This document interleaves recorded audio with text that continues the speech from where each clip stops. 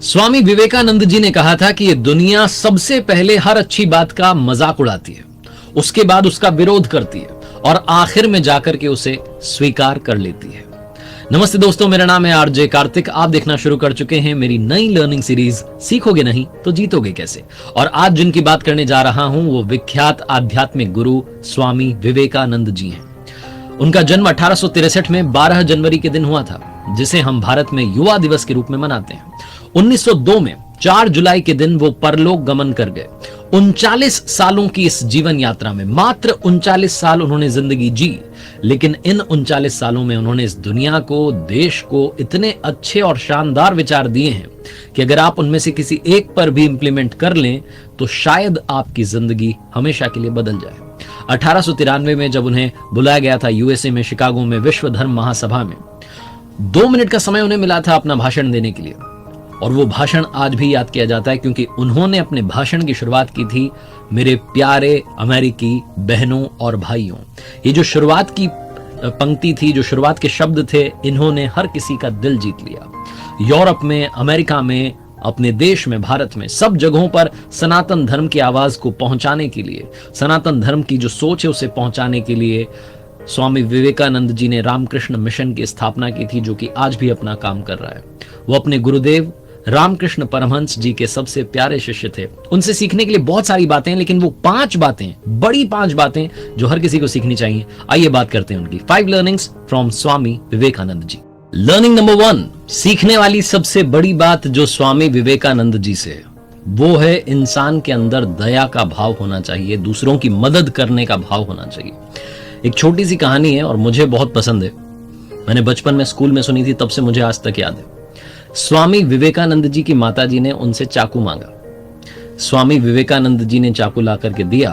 मां किचन में कुछ काम कर रही थी और जब चाकू उन्होंने मां को पकड़ाया तो जो चाकू की तेज धार थी वो अपनी तरफ रखी और जो कवर था वो मां के हाथ में था। मां ने जैसे ही चाकू अपने हाथ में लिया, कहने लगी कि बेटा तू तो बड़ा होकर के बहुत लोगों की मदद करेगा, बहुत लोगों का प्यार पाएगा। स्वामी विवेकानंद जी ने पूछा कि ऐसा क्यों मां? तो मां ने बताया कि तूने ख्याल रखा कि तेरी मां को चोट न लग जाए। जिस तरफ धार थी, तेज धार, अभी तो तू छोटा सा बच्चा है, तुझे इस बात की समझ है कि उस धार वाले हिस्से को तूने अपने हाथ में रखा और कवर वाला जो हिस्सा है वो मुझे दिया। स्वामी विवेकानंद जी का जीवन इस छोटी सी घटना से ही समझ में आता है कि कितने दयालु थे। उनके अंदर दया का भाव बहुत ज्यादा था। ये छोटी सी जो घटना है, जो कहानी है, हम सबको सबसे बड़ी बात सिखाती है कि आपके अपने परिवार में, अपनी फैमिली में, बच्चे बड़े, कहीं कोई ऐसी घटना होती है जो उन्होंने कोई अच्छा काम किया है तो आप उसे प्रेज कीजिए, उसकी तारीफ कीजिए, ताकि आगे चल करके वो और ऐसे अच्छे अच्छे काम करें और अच्छे इंसान बने। सबसे जरूरी है हम इंसानों में इंसानियत का होना। Learning number 2, focus on your target. अपने लक्ष्य पर ध्यान लगाइए। स्वामी विवेकानंद जी की कही हुई बात बहुत ज्यादा पॉपुलर है, उठो जागो और तब तक मत रुको जब तक कि लक्ष्य की प्राप्ति ना कर लो। इस पर भी एक छोटी सी कहानी है। स्वामी विवेकानंद जी अपने आश्रम में विश्राम कर रहे थे, तभी एक आदमी है और आकर के कहने लगा कि मुझे स्वामी जी से मिलना है, बहुत जरूरी बात है, उनसे पूछनी है। स्वामी जी जब जगे तो उनके चरणों में गिर गया और कहने लगा कि मुझे समझाइए, जिंदगी में कैसे अपनी मंजिल तक पहुंचूंगा, मैं सक्सेसफुल नहीं बन पा रहा हूं, जो चाहता हूं वो मिल ही नहीं रहा है। स्वामी जी ने तब उस व्यक्ति से कहा कि एक काम करो, ये मेरा पालतू कुत्ता है, इसको थोड़ी देर के लिए घुमा करके लाओ, फिर तुमसे बात करते हैं। वो जो व्यक्ति था वो उस कुत्ते को लेकर के घूमने के लिए गया। जब वापस आया तो स्वामी जी ने उससे 2 सवाल किए।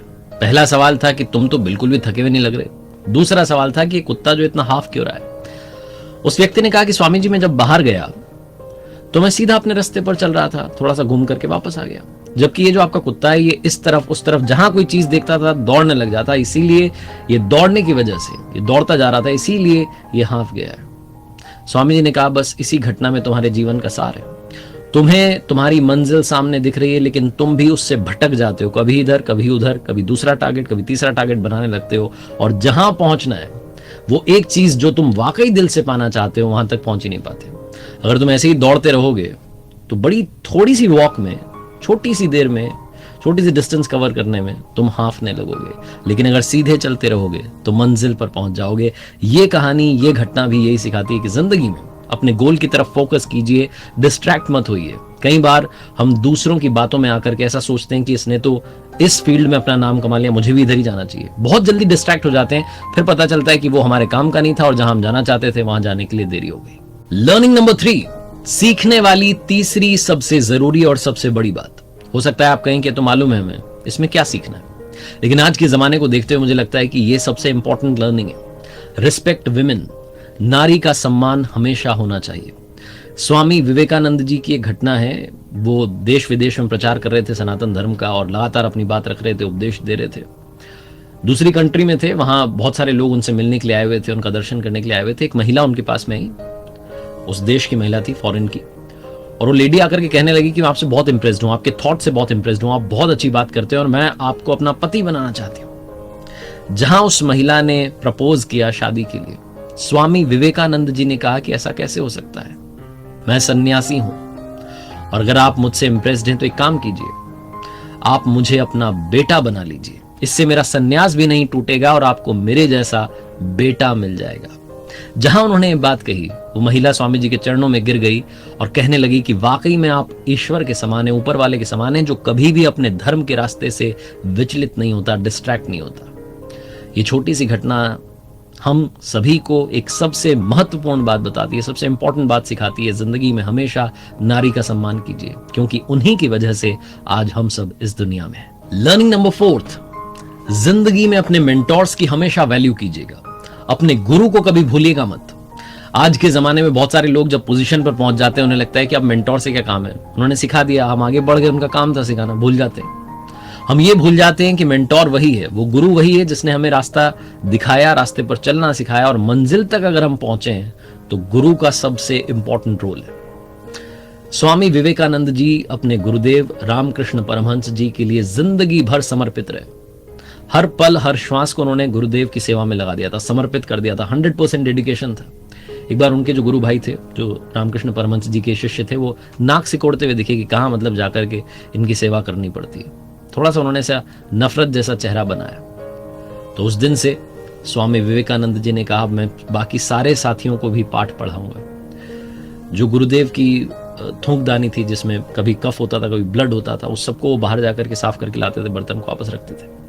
हर चीज से गुरुदेव की वो प्यार करने लगे, हर चीज में वो अपने गुरुदेव को देखने लगे, हर पल हर श्वास को उन्होंने गुरुदेव की सेवा में लगा दिया था। रामकृष्ण परमहंस जी जब अपनी जिंदगी की आखिरी सांसें ले रहे थे, जब जीवन के अंतिम क्षणों में थे, बहुत ज्यादा उनकी तबीयत खराब रहने लगी थी, उस वक्त भी अपने गुरुदेव के साथ रहते थे स्वामी विवेकानंद जी। ये वो समय था तब जबकि इनके खुद के परिवार का समय सही नहीं चल रहा था, इनकी फैमिली कंडीशन ठीक नहीं थी, तब भी अपने परिवार को छोड़कर अपने गुरु के प्रति लगे रहते थे, हर वक्त उनके लिए उनकी सेवा में हाजिर रहते थे। स्वामी विवेकानंद जी, जिनका मानना था कि मेरे गुरुदेव का जो अस्तित्व है उसको मुझे पाना है, उसमें विलीन होना है, और उसमें विलीन होकर के इस पूरी दुनिया में जो स्पिरिचुअलिटी है उसका प्रचार प्रसार करना है। लर्निंग नंबर 5, इंटेलिजेंट बनिए लेकिन ह्यूमर का साथ मत छोड़िए, हंसी मजाक करना मत भूलिए, क्योंकि कई बार हम बहुत सीरियस हो जाते हैं जिंदगी में, भूल जाते हैं कि हमने हंसना भी है, हमारी हंसी बहुत इंपॉर्टेंट है। स्वामी विवेकानंद जी एक बार विदेश में एक रेस्टोरेंट में डिनर कर रहे थे, उनके साथ में एक फॉरेन ऑफिसर भी बैठा हुआ था, और वो कहने लगा कि मैं किसी भी ऐसे रेस्टोरेंट में खाना नहीं खाऊंगा जहां पर कि एक सुअर और एक चिड़िया साथ बैठे हो। तो स्वामी विवेकानंद जी ने कहा, तो आपका मतलब है मैं उड़ के चला जाऊं? ये जो बात उन्होंने कही, हर कोई वहां पर ठहाके लगाने लगा, एक लाफ्टर का माहौल बन गया। छोटा सा किस्सा है, लेकिन सिखाता है कि जिंदगी में हंसी मजाक अगर आपको करनी आती है, अगर आपके अंदर वो ह्यूमर का एंगल है, लेवल है, तो आप जो ड्रामेटिक सिचुएशंस होती हैं, जो ऐसी सिचुएशंस होती हैं जहां से बाहर निकलना मुश्किल लग रहा है, वहां पर भी आप माहौल को लाइट कर सकते हैं, हंसी खुशी के साथ में आगे बढ़ सकते हैं। अपने इंटेलिजेंस के साथ में ह्यूमर की धार को भी रखिएगा, ये आपको और अच्छा इंसान बनाएंगे। स्वामी विवेकानंद जी ने 5 कमाल की बातें कही हैं। पहली, चिंतन करो, चिंता नहीं, नए विचारों को जन्म दो। दूसरी, एक समय पर एक काम करो और उस काम को करते समय अपनी आत्मा को उसमें झकझोर दो, पूरी ताकत के साथ उस काम को करने में लग जाओ। तीसरी, उठो जागो और तब तक मत रुको जब तक कि लक्ष्य की प्राप्ति ना हो जाए। चौथी, जब तक जीना तब तक सीखना। और पांचवी, ये दुनिया एक जिम है और यहां हम अपने आप को मजबूत बनाने के लिए आते हैं। और जाते जाते बात करते हैं स्वामी जी के जीवन के अंतिम क्षणों की। अपने जीवन के आखिरी दिन उन्होंने शुक्ल यजुर्वेद की व्याख्या की और कहा कि एक और विवेकानंद चाहिए ये समझने के लिए कि इस विवेकानंद ने अब तक क्या किया। उनके शिष्य कहते हैं कि 4 जुलाई 1902 को जो आखिरी दिन था स्वामी जी का इस दुनिया में, उस दिन भी उन्होंने अपनी दिनचर्या को बदला नहीं। सुबह सुबह 2-3 घंटे ध्यान किया और ध्यान में ही उन्होंने महासमाधि ले ली। बेलूर में गंगा किनारे चंदन की लकड़ियों पर उनकी अंत्येष्टि की गई। इस किनारे उनकी अंत्येष्टि की गई, दूसरे किनारे पर 16 साल पहले उन्हीं के गुरुदेव रामकृष्ण परमहंस जी की भी वहां अंत्येष्टि की गई थी। बेलूर में आज वहां मंदिर है। स्वामी विवेकानंद जी के जो विचार थे उनको आगे बढ़ाने के लिए उनके शिष्य लगातार काम कर रहे हैं। उम्मीद करता हूं कि इस वीडियो से काफी कुछ आपको सीखने को मिला होगा। स्वामी विवेकानंद जी के जीवन से, उनके थॉट से सीखने के लिए इस दुनिया में बहुत कुछ है जो इस दुनिया को ही बदल सकता है।